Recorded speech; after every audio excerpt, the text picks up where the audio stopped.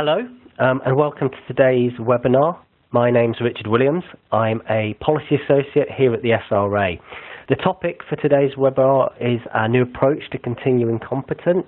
From the 1st of November 2016, all solicitors are required to move to this new approach, so we hope that this webinar is both useful, informative, and clarifies some of the issues that you may have in your mind if you have adopted or if you haven't adopted our new approach.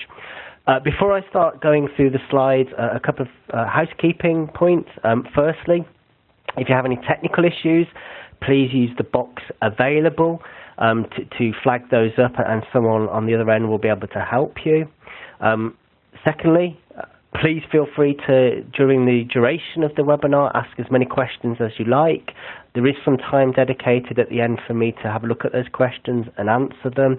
And thirdly, we would like to ask you a couple of questions throughout this slide presentation. So when you see those, it's quite simply just selecting the answer that you feel is most appropriate to your circumstances. So I'll start the presentation now. And the first slide that you should see is a question to you. It's, have you adopted our new approach to continuing competence? You either have, you haven't, or you don't know if you have or haven't. So if I can give you 10, 15 seconds there really to make your choice, that would be really helpful. It will give me a good gauge of who's listening and what position they're in, and we can kind of tailor the presentation according to that.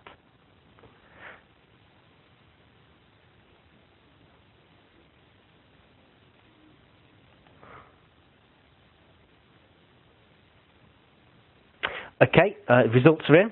Nearly 60% of you who are tuning in today haven't adopted our new approach, so hopefully this will be very relevant to you. We've got just under 25% who have, and just over 16% that haven't. So I think hopefully you'll all take something away from today's session.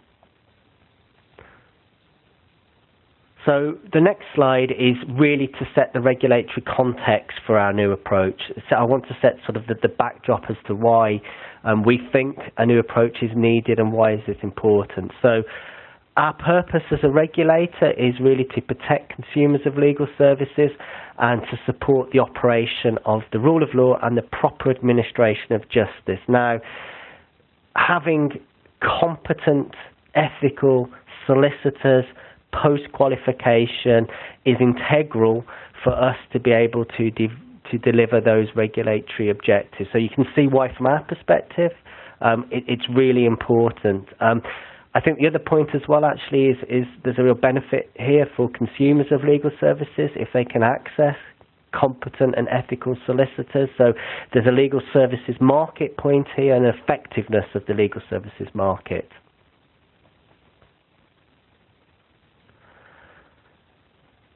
We're often asked the question, why did we change 16 hours? I mean, it's been around probably since the mid-80s. We felt a change was necessary because we felt that the current approach didn't deliver those objectives I talked about on the last slide, and we felt there were a number of reasons for that. The first one was that actually 16 hours is actually an arbitrary figure. There's no science or methodology behind it. There is nothing to say that if a solicitor carried out 4 hours, it would make them a really bad solicitor. Equally, there's nothing to say that if a solicitor carried out 600 hours, it would make them the world's best solicitor. It's an arbitrary figure. And we felt that what that figure was doing was actually driving the wrong sort of learning and development behaviour.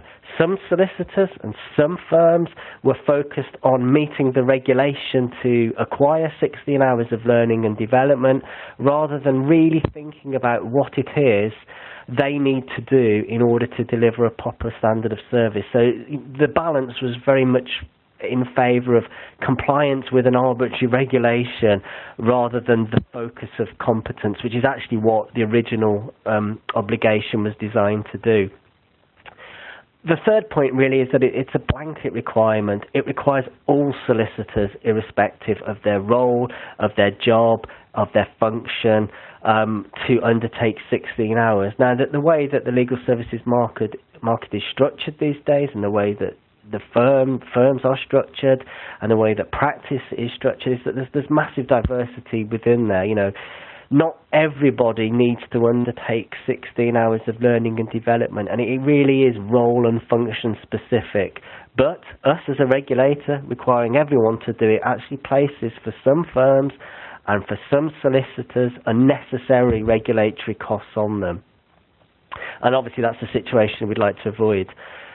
Also, the world's changed dramatically in the last 30 years. There's much more diversity, variety, and ways in which people can learn and access information. And actually, our regulation and this requirement really needs to kind of keep up with that. So a whole host of factors there and drivers as to why we felt a change was necessary. There's also a regulatory obligation on all solicitors to provide a proper standard of service. Now that's outlined in Principle 5 of the current principles. And what that means is that for solicitors, you need to provide a proper standard of service, and implicit in that is that you ensure you remain up to date and competent to practice in your particular job or in your particular field. And we have amended our principles, and amended Principle 5 to say that the second bullet point there, for a solicitor, an integral part of providing a proper standard of service will be to comply with the Competence Statement. So it's there within our regulations, and it provides extra detail to Principle 5. So as a solicitor, you have a regulatory obligation to keep up to date. So what does our new approach involve?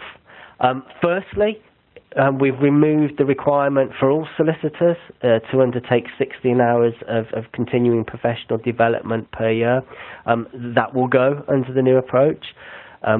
Instead, there'll be much more freedom and flexibility for solicitors and firms to focus learning and development on individual training needs, and to make sure that their training is relevant and useful to their role, to their business, and to their clients.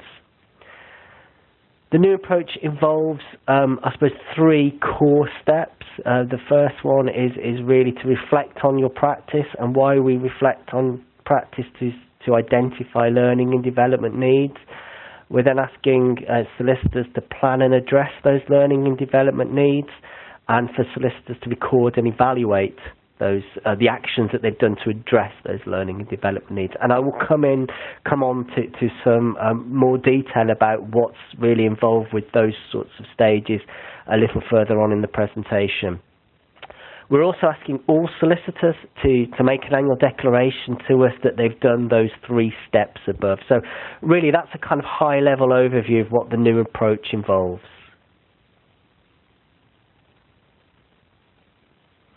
There's some other minor changes that we've made in order to support implementation of the scheme. From the 1st of November 2014, we removed the requirement on solicitors to undertake accredited training. And the reason for that is actually that from the 1st of April 2015, we allowed all solicitors to voluntarily adopt the new approach if they wanted to. Now, requiring solicitors to undertake accredited training is prescriptive and kind of at odds with the freedom and flexibility for individuals to determine their own learning and development needs that this new approach brings. We stopped authorising external and internal providers, and again, we want to offer freedom and flexibility, so therefore having an SRA accredited providers is counter against that. And actually we also felt that it's probably not our role as a regulator to accredit learning and development providers. We could do it, but I think to do it properly and efficiently and make sure that that badge meant something in terms of quality would be a slightly different type of regulatory approach, and probably a more costly one as well. Again, carrying on this theme of giving people freedom and flexibility, we've removed the requirement to undertake a management course stage 1. And given our position on hours, we've stopped awarding hours for any of our events or webinars or any kind of information that we give. So the next slide is really about the benefits. What are the benefits of this new approach? So, I mean, firstly, and I've mentioned it already, is that actually you get much more freedom and flexibility now. You can, as an individual, or you can, as a firm, really just determine what learning and development particular individuals need, particular roles or particular functions within an organisation need. And actually, for an individual, learning and development can be carried out in a way that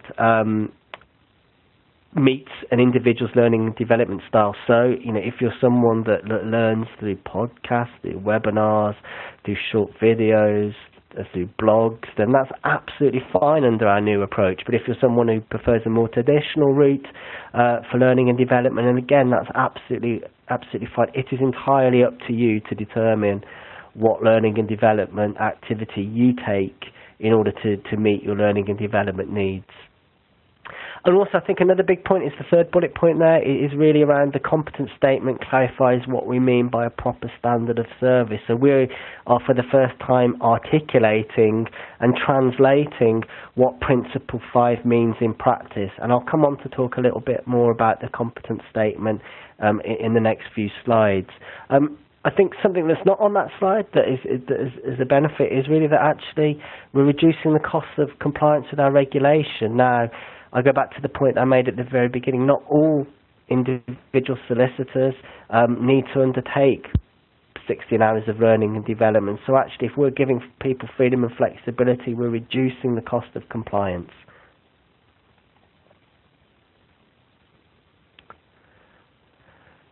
I mentioned the competence statement.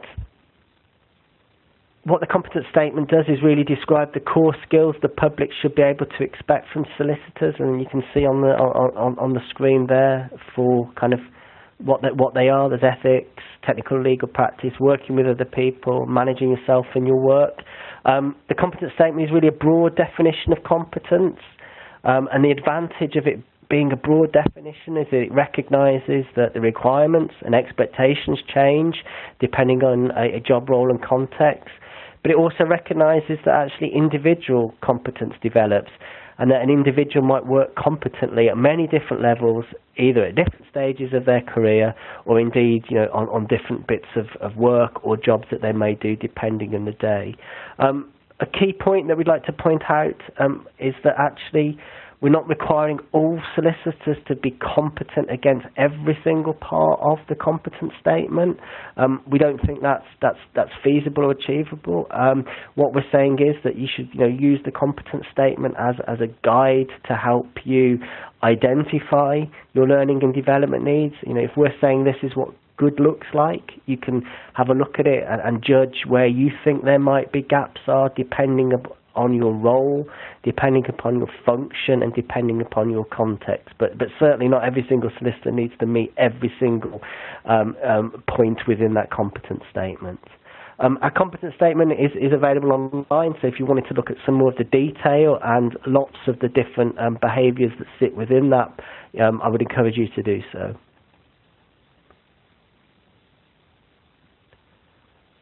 Okay, our second question for you is around the benefits that I've just described. We'd really like your view on what actually you think the benefits are. You've got four selections there.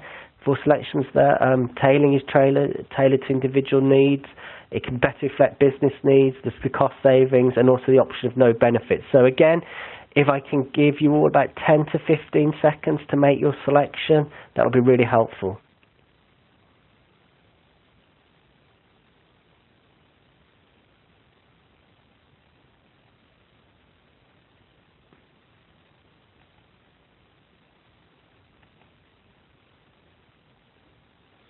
Okay, again, we've got almost 2/3 of you that have responded saying that there's actually a benefit because I can now tailor my learning and development to individual needs. We've got just under 20% of people saying that actually there's a business need here, and there's a business benefit, because actually we can look at what the business needs and apportion training accordingly.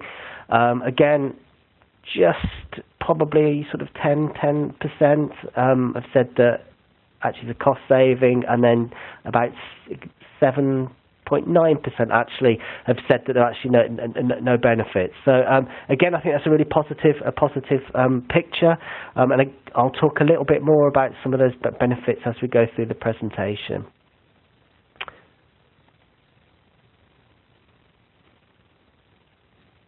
Okay, so moving on to, I suppose, the more practical phase of the webinar. What does this mean for you? So I mentioned this April the 1st date, 2015, earlier on in my presentation. And from that point, we said that solicitors could voluntarily move to the new approach if they wanted to. The reason why we did that is actually when we looked at our consultation responses and when we engaged with the profession, lots of firms and lots of solicitors said to us, we're doing the things that you're asking us to do already, so can we just move to it? Because we want to take advantage of the benefits that you're telling us exist. So that's why we introduced this voluntary opt-in. But what it means is that between the 1st of April 2015 right up until the 31st of October 2016, as a solicitor or a firm, you've basically got a choice. You can either carry on doing the 16 hours as you have been doing, or you can move to the new approach. You don't have to tell us that you're moving to the new approach. We didn't think that was appropriate for people to tell us. But from the 1st of November 2016, all solicitors must move to the new approach.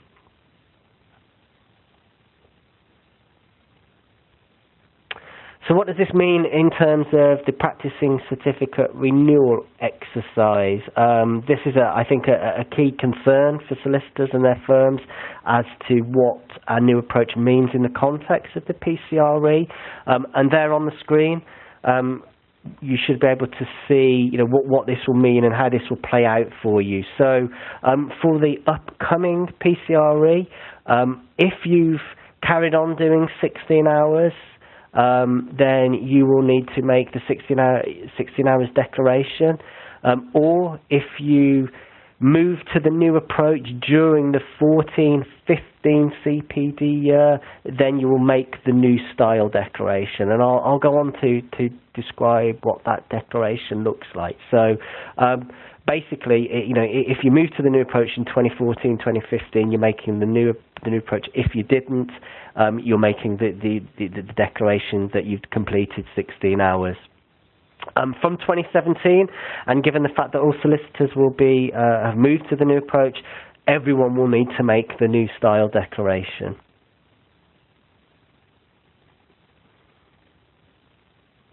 So a little bit more about the annual declaration in 2016. So again, just reinforcing that point that all solicitors that have adopted the new approach in that time period that I explained will need to make the declaration.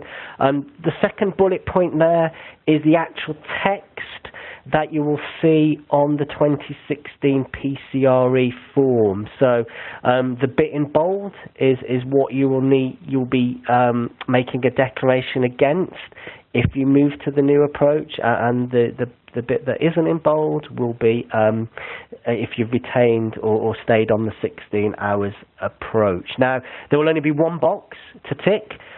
So what you will be doing is really taking the wording and making a declaration against the wording, and applying a tick to those your particular circumstances. The way in which you can make your declaration won't change.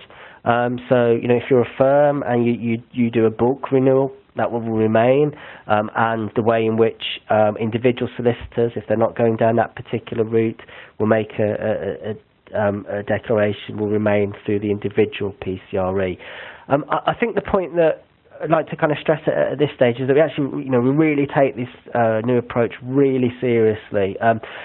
the annual declaration is incredibly important, an incredibly important regulatory tool for us. We'll monitor the annual declaration, and from that information we will identify those solicitors that haven't made a declaration or haven't told us they've reflected on their practice and tried to adjust our identified learning and development needs, and this will be more relevant in 2017 when there's only one declaration to choose from, and we will use this information from that particular point in time, and we'll use it along with any other information we may receive or hold about an individual's practice or a practice of a firm, and we'll take all that into account. And it may mean that actually we take that rounded view that actually you not declaring to us that you've undertaken your learning and development is a key driver for us to go in and engage with you and to try and work out what particular issues there may well be with you delivering a proper standard of service. So it is important. We will use the information and we will use it to drive our regulatory action. It may be in some cases it's a driver for us to come out and speak to you. In others, it may not. But I think the important point is, we're looking at this and we're monitoring the annual declaration. So a little bit more about what we mean by some of the concepts that underpin our new approach. We appreciate that reflection is probably an alien term for many solicitors and many firms, not all of them, but certainly for some. So what we mean by reflection is that just taking an opportunity to step back from your practice to think about what you're doing, how you're performing, what you think you may have learned from a particular experience, and what you think you might do differently next time. Now, that all sounds very conceptual, and we appreciate that. But I think if you apply those questions, the 3 questions there, to your day-to-day work, then it becomes a little bit more easier to understand. Most professionals will reflect on their practice. If you're handling a particular client or dealing with a particular piece of work, then you'll think about how you could have perhaps done a better job or what you might have done differently. That's reflection, so people kind of do it naturally. The point we'd like to get across is, we're not expecting all solicitors to spend hours navel-gazing about what they're doing and their performance. A lot of this is kind of instinctive. You might be, in the shower thinking about a particular piece of work and think, actually, I could have done that better. It might be that you're kind of thinking about it on your way home, but I think the issue is, some of this will be natural and not to spend significant amounts of time on it. What we really want is you just to think about the quality of your practice.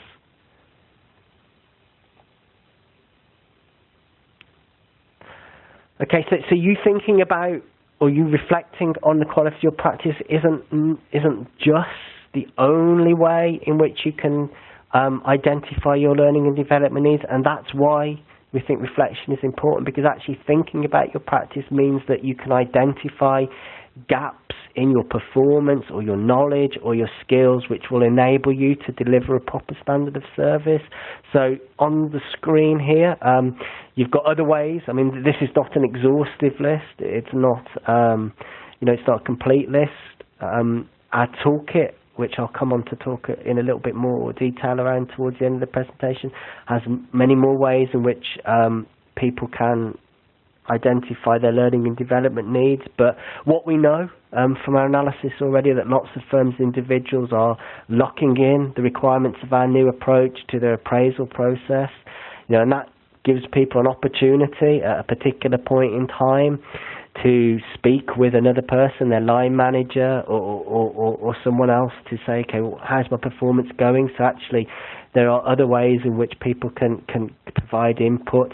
Client feedback, filed reviews, and of course our competence statement are all ways in which you can get more information on what you're doing and how you're doing it. So, and again, just to point out that particular point in bold at the bottom, that you're doing this because actually it will enable you to identify a learning and development need.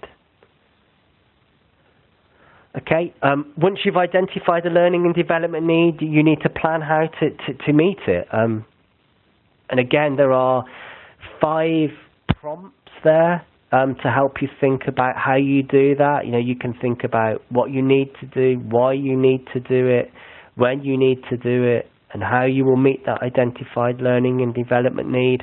And really a question we're often asked is what about if I've got multiple learning and development needs, which is actually, you know, some people might well have that. And I think our view is that, you know, you can prioritise them. You know, we would expect you to be addressing the most serious or critical one first.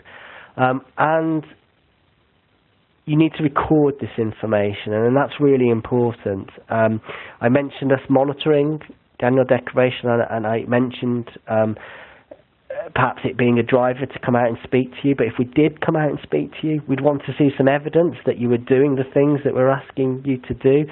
It doesn't matter what that evidence looks like. We know people have sophisticated online systems. We know people, you know, at other ends of the spectrum. You know, we're not too interested in what the systems you have. That's for you to decide based on your practice and your business needs. It's not for us to say how you should be recording things, but we would expect you to record it somewhere and to review that plan regularly. Are you on track on meeting it? Have you missed a particular deadline of undertaking some activity?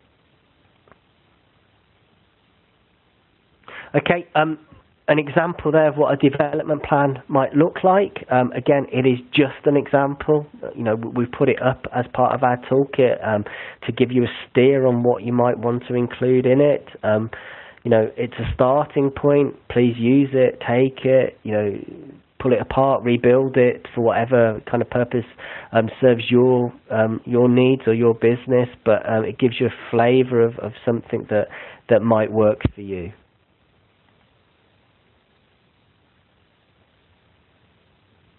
Okay, once we've identified our learning and development needs, we've thought about how we're going to plan to meet them, and then we have to think about, you know, how we're going to address them, and that's kind of, I suppose, integral to the planning part of our new approach. But really, what we're saying is that it's entirely up to you now to determine what learning and development you need to undertake to address an identified learning and development need. You know your performance better than we do as a regulator. It's not for us to say what you should or shouldn't be doing. You have now freedom and flexibility to undertake any learning and development. The first bullet point there is really important. Any learning and development is valid as long as you can justify how it helps you deliver a proper standard of service. And actually, the other important point, not just undertaking learning for learning's sake. You need to take the learning, and you need to take what you've learned on a particular course, or listening to a particular podcast, or reading a particular blog, and putting that into your practice.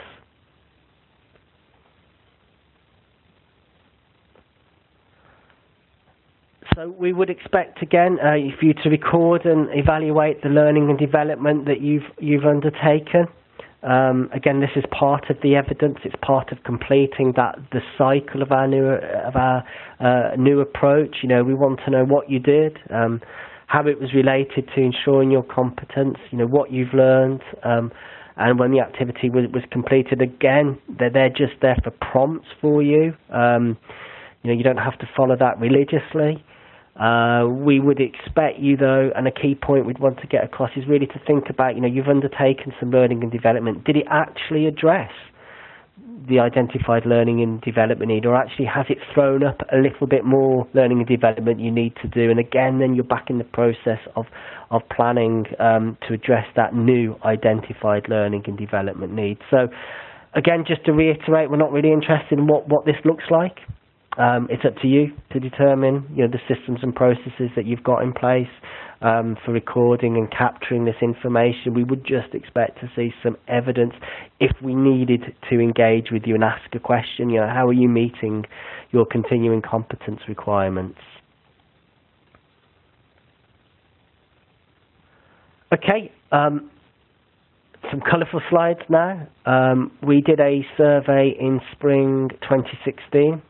we asked the profession a number of questions, and based on roughly around 1,000 responses, we said, how have you adopted the new approach? And you should be able to see on screen there some of the ways in which people that have already moved to the new approach have done it. The biggest one by far, and one that I've mentioned already, is that they've already met the requirements of the new approach. We knew from research before we proposed our changes that people out there are doing some good stuff in terms of learning and development. So they were there in the space that we're asking people to go to before we introduced this new approach. Those that did something differently, I suppose, they aligned our new requirements with their existing internal appraisal process, and that gives you a structure, gives you a point in time, it gives you a process, and probably an already existing process in most cases for you to think about capturing some of the reflection, the planning that I've talked about already.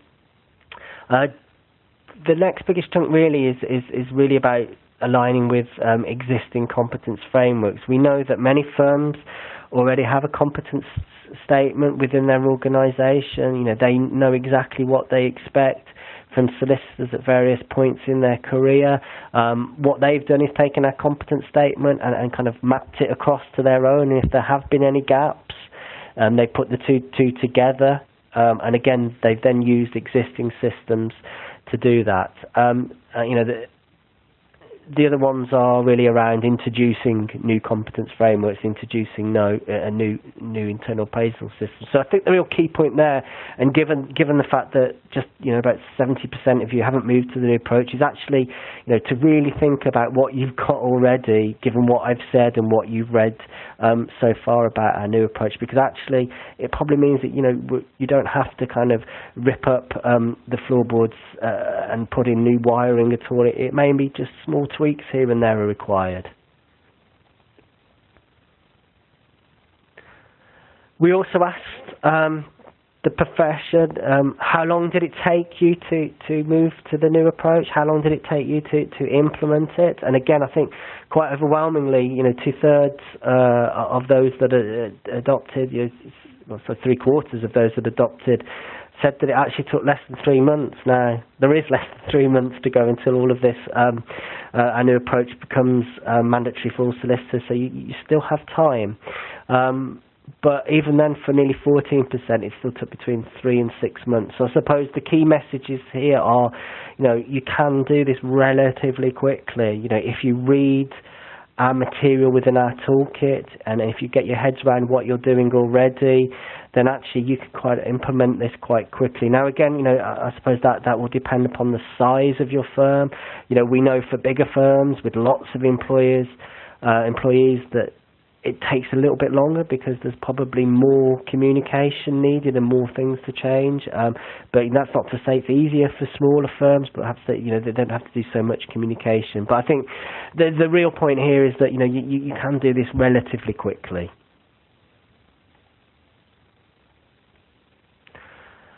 One of the final questions that we asked the profession was really, how much did it cost you to adopt our new approach? And again, quite a large percentage there, just under 65%. It didn't cost them anything to implement our new approach. That may be partly because they were already doing the things that we're asking them to do, and it's probably partly to do with the fact that they've locked it onto internal appraisal processes or existing competence frameworks. But I think that the real message here is that actually it doesn't cost a lot of money to meet these requirements.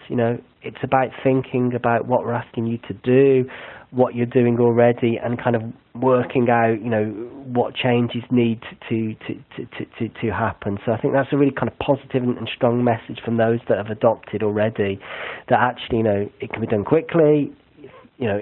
Much of what you're doing probably already is relevant, and it can be done at kind of a cost neutral basis.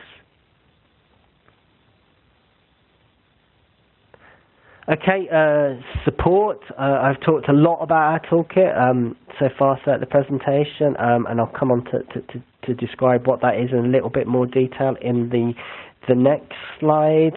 But please use our toolkit.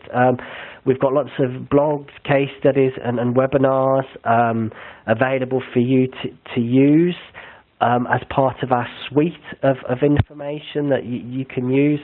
The other thing that I would point out is we've recently run a number of Periscope sessions where I've taken those core component parts of the reflection, the identification, the planning, the evaluation, and broken down those into a little bit more detail. So again, they're available on our toolkit, so I'd encourage you to have a look at those. They're short.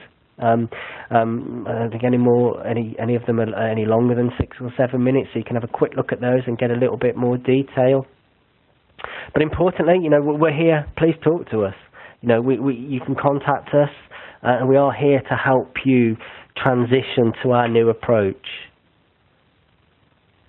So the main vehicle for helping you to transition is the toolkit, and in the red circle there you've got the web link to it. What that toolkit does really is explain how you can go about implementing the new approach. It's not mandatory, it's not exhaustive, but it's there as a roadmap for you to use. Unfortunately, you can't see all of the screenshot here, but we break down each of the specific points into clear, accessible, easy to digest bits of information. There are video case studies from practitioners, and it's important to point out that we work really hard and engage quite widely with the profession in developing this toolkit, so actually it should reflect the practice that happens and what actually people are doing. But there is lots of information about how solicitors and firms go about meeting the requirements of the new approach. We've got Q&As, we've got blogs, we've got links to webinars, the links to the Periscope sessions that I mentioned. So there's a whole host of resources there. Use it in a way that you want to. You can read through it, or you can just dip in and out at the bits that you think are important for you, or maybe where you're looking for some form of reassurance. So I would encourage you to look at it. That survey that I mentioned we carried out, 90% of those people that had used the toolkit found it useful. So I do think it's there as a really helpful resource. So final question for you, given we've got a fairly captive audience here, we want to start thinking about post the 1st of November 2016, and I appreciate for some of you tuning in today that might be a little way off in terms of your thinking about what learning and development so what support you might need from us. But we'd like to ask the question, what support do you need after implementation? You've got some options on the screen there. I think it would really help us start to shape what the next phase of the toolkit might look like. So if we could have 10-15 seconds again just to ask your views, that would be fantastic.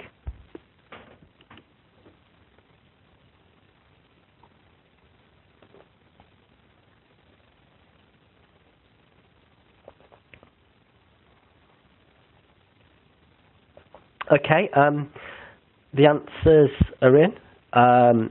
Just under 50% liked the idea of more best practice examples on how to reflect, identify, and address. So I think that's something we can certainly work towards. I should point out, actually, on the toolkit, there is a section called Sharing Approaches.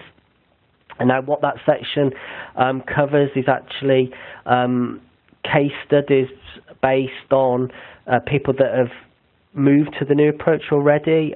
It covers some of the challenges they face, how they address those challenges, some of the systems and processes that they've put in place within their organisation. So, I think if you're looking for that material, it's available.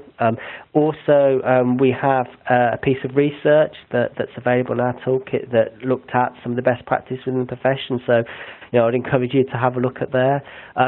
Just over 23% wanted further guidance on completing the PCRE in 2017, and I think, absolutely, we'll do that. And equally, we'll be providing some more information on completing the 2016 PCRE, and then other case studies. So, and again, a small percentage then haven't really kind of thought about this. So, That brings me to the end of the presentation. We've got time for questions, so I'm going to take a really short break now, probably just about a minute, to see what types of questions have been coming in, and then I'll come back online and start picking off some of the questions that you've asked.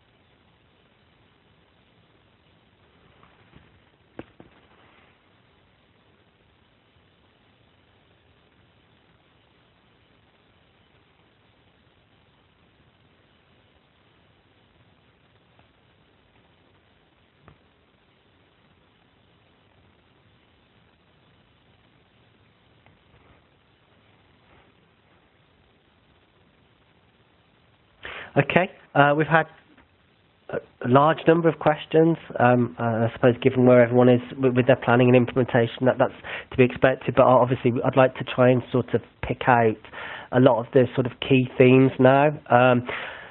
I'll make these slides available on our toolkit, so if you want to reference back to them at any point, feel free to do so. So the first one is really about, I mentioned the importance of evidence. How long do you have to keep evidence for? Our position hasn't changed on that. We still think a 6-year period is relatively appropriate for keeping this evidence. However, we have committed to a review of this new approach a full year after implementation, so that will be part of that review, and we can look at it again there. Quite a few questions about what happens if a solicitor I employ, or if me as an individual takes a break from practicing. It might well be maternity leave, or it might well be for lots of other reasons. Do I have to keep up to date with these requirements? Our answer is no. If you're not practicing, we won't be expecting you to reflect on the quality of your practice. However, we would expect that when you come back into practice, one of the first tasks that you do is kind of think, okay, well, I'm returning to practice. What is it I need to know? What else do I need to keep up to date with? Has the law changed? Has anything in my business changed? So, really to go through that kind of process. Lots of questions about whether or not you can still use the 16 hours. Entirely up to you. We don't have a view on that. If you think maintaining or carrying on with 16 hours as an individual within your firm is the best way in which you can ensure that you deliver a proper standard of service, that's entirely up to you. We haven't got a view on that. Again, what I've said about the evidence does apply. A couple of questions about how do you get people to adopt this new approach within your organisation, and I think partly the answer is, well, you employ them, you want them to deliver a proper standard of service. Service is good for your business if they're competent, but I suppose the regulatory answer is Principle 5. And all solicitors need to do this. Now, it might well be that some people reflect on the quality of their practice and actually think, you know what, I don't have any learning and development needs.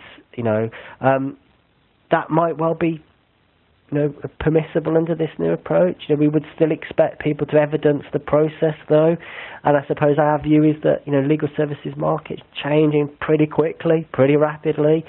Things in your business will change, so there is always something to kind of get up to date with to improve the way that you do your work. Questions around practicing overseas. Now, obviously, at the moment, if you practice overseas, exempt from the current CPD obligations. I've mentioned a lot about our new approach and the freedom and flexibility you've got, and actually one of the disadvantages actually of the new approach was that for some people that they couldn't access training from overseas, but ultimately you are still required if you practice overseas and hold a practicing certificate to meet the requirements of the new approach. And I suppose this is where the flexibility comes in. There's lots of online learning. The removal of accredited training means you don't have to use an SRA accredited provider. You can do a lot of kind of online stuff. So actually, we certainly expect you, if you're practicing overseas, to fall in line with the new approach. Slightly linked to that approach is, a couple of people have highlighted the unintended consequence of a new approach, and that it might well rub up against the requirements of their overseas jurisdiction, because they will learn 16 hours. I think our view is that, it's up to overseas jurisdictions to amend their rules to reflect the possession in England and Wales. I mean, we regulate solicitors, who are licensed with us in England and Wales. So, if you practice, you'll need to make a judgment whether the learning and development you carry out meets your continuing competence obligations, and satisfy the requirements of your overseas jurisdiction. So that's really a judgment choice for you. Lots of questions around when are we going to be asked for evidence? How will the SRA come out and see us? And I think, it's just to reiterate the point that actually, we will, not completing the annual declaration in isolation isn't probably going to mean that we come knocking on your door, but not completing the annual declaration in accordance with, say, I don't know, ranges of complaints that we may or may have received might mean that actually we think we need to come out. What we're trying to be as a regulator is proportionate. We'll look at the facts, we'll look at the evidence, and we'll think, do we need to come out and speak to someone? So, we're not going to require everyone to send in a sample at a particular point. Again, we don't see the relevance of that. You're professionals, you're regulated firms, or you work within an organisation. So, there is an element of trust and professionalism there about you keeping up to date with your learning and development. Does reflection need to be documented in writing? The output of reflection does. So if you thought, actually, I really need to brush up on this particular skill or this particular knowledge, then that's what we would expect to see. I don't think we would really want to or expect to see, the actual kind of thought process. We're really interested in the outcome of reflection, which is a learning and development need. Again, lots of kind of questions around what counts, what doesn't count as learning under the new approach. And again, I absolutely appreciate perhaps uncertainty around that. Hopefully, you've taken from this, we're not here to catch you out as a regulator. We're here to support you. We're here to take a proportionate response to things that may go wrong. We've removed the requirement for accredited training, so actually you do have freedom and flexibility. The key question I would probably ask myself would be, is the learning and development I'm planning to do, does it address the need, and does that help me deliver a proper standard of service? And I think if you can answer that, then you're probably on, kind of in a safe harbour of the activity being okay.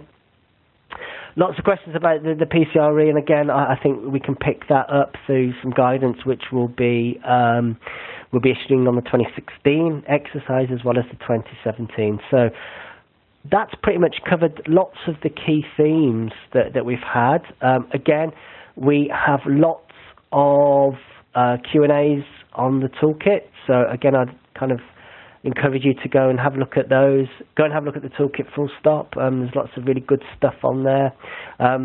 Thank you for taking the time to join us. I hope you found it really useful. I hope you found it's clarified or confirmed or helped you think through where you are with this new approach. And again, just the toolkit is there as a support tool. So thanks very much, and good luck with your implementation. As I said, I'll make these slides available on our toolkit if you want to refer back to them. So thank you very much for joining me.